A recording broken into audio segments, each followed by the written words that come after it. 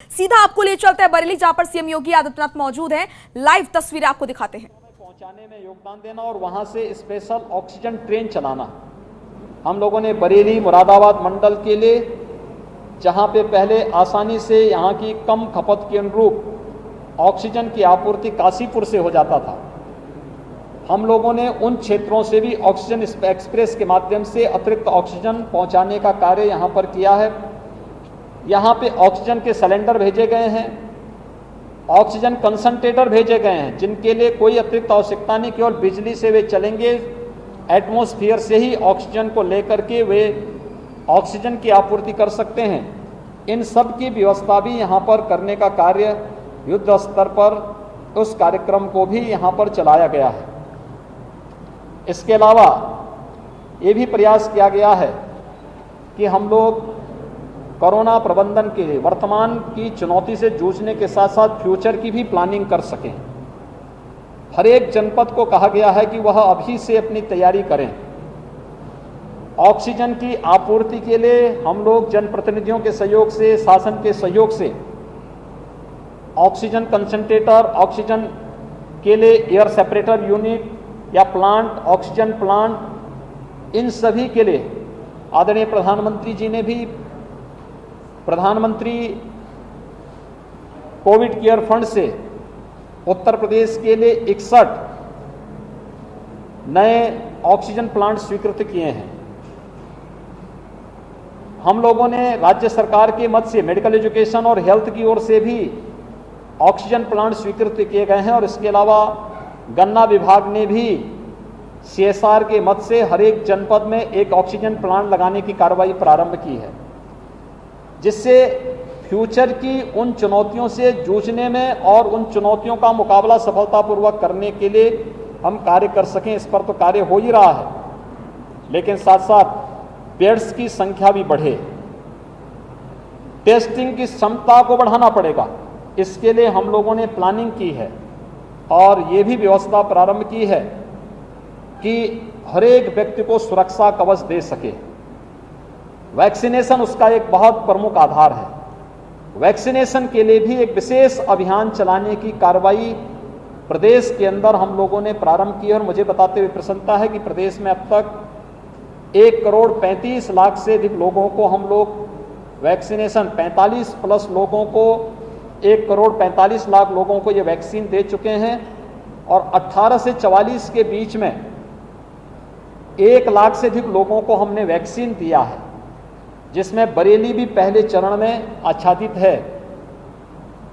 सोमवार से हम लोग 18+ वालों को जो वैक्सीन देना है 18 से 44 के बीच में, इसके लिए अब 7 से बढ़ा करके इस संख्या हम 18 जनपदों में करने जा रहे हैं। हर नगर निगम में और गौतम बुद्ध नगर जनपद में हम लोग सोमवार से वैक्सीनेशन के एक बृहद कार्यक्रम को भी आगे बढ़ा रहे हैं। हमारा फोकस है कि वैक्सीनेशन में वैक्सीन की वेस्टेज को कम से कम किया जाए और वैक्सीन की वेस्टेज को कम करने के लिए पहले से ही प्लानिंग करना। उस प्रकार का सॉफ्टवेयर विकसित किया जा रहा है, ऑनलाइन रजिस्ट्रेशन की व्यवस्था की जा रही है। उतने ही लोगों को कंफर्म करके बुलाना जितने लोगों को उस दिन वैक्सीन दिया जा सके, और वेस्टेज को न्यूनतम स्तर तक पहुंचाने, जिससे हर एक व्यक्ति तक वैक्सीन पहुंच सके। इस कार्यक्रम को भी आगे बढ़ाने का कार्य प्रदेश के अंदर युद्ध स्तर पर किया जा रहा है। प्रदेश के अंदर कोरोना प्रबंधन के इस कार्य में सेकेंड वेव को सफलतापूर्वक रोकने के लिए भी जो व्यापक कार्य योजना बनी है, भारत सरकार का मार्गदर्शन इसमें निरंतर प्राप्त हो रहा है, हर प्रकार का सहयोग प्राप्त हो रहा है। हम लोगों का पूरा विश्वास है कि जनता जनार्दन और सभी लोगों के सहयोग से, जनप्रतिनिधियों के सहयोग से हमारी प्रशासनिक मशीनरी सेकेंड वेव पर भी प्रभावी अंकुश लगाने और प्रत्येक नागरिक को हम लोग इस महामारी से बचाने में सफल होंगे। मेरी आप सबसे भी अपील है कि स्वयं का बचाव करते हुए कोरोना के प्रति व्यापक जागरूकता का हम कार्यक्रम जरूर चलाएं। खासतौर पर प्रत्येक व्यक्ति से अपील हो कि अगर आवश्यक नहीं तो घर से बाहर न निकलें। दूसरा, हाई रिस्क कैटेगरी को, 60 वर्ष से ऊपर के लोगों को, 10 वर्ष से कम के बच्चों को, गर्भवती महिलाओं को, कमजोर इम्यूनिटी के लोगों को, एक से अधिक बीमारियों से ग्रसित किसी भी व्यक्ति को, जो लोग घर से बाहर किसी को निकलना आवश्यक है तो मास्क लगा करके चलें और 2 गज की दूरी का पालन करें। किसी वस्तु को छूते हैं तो सैनिटाइजर से हाथ को साफ जरूर करें। अगर इन नियमों का पालन हर व्यक्ति करे और शासन के द्वारा जो कोविड प्रोटोकॉल लागू किया गया इसका पालन करेगा तो निश्चित ही सफलता प्राप्त होगी। लोगों में काफ़ी अवेयरनेस आया है। मैंने आज स्वयं भी मुरादाबाद मंडल में, मुरादाबाद विकासखंड के एक गांव का विजिट किया था।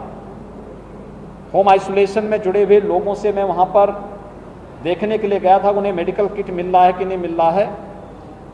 वहां पर मेडिकल किट उपलब्ध हुआ था और ये कार्यक्रम हमारा युद्ध स्तर पर चल रहा है। निगरानी समितियां, आरआरटी और भी अन्य संस्थाएं इसमें मिलकर के इसको सफलतापूर्वक आगे बढ़ाने का कार्य कर रहा है और मुझे विश्वास है कि हम लोग सफलतापूर्वक इन कार्यक्रमों को आप सभी के सहयोग से इस सेकंड वेव को भी रोकने और हर एक नागरिक को सुरक्षा प्रदान करने में सफल होंगे। बहुत बहुत धन्यवाद जी। खबरों के निष्पक्ष विश्लेषण के लिए सब्सक्राइब करें Jantantra TV and press the bell icon. Never miss any update.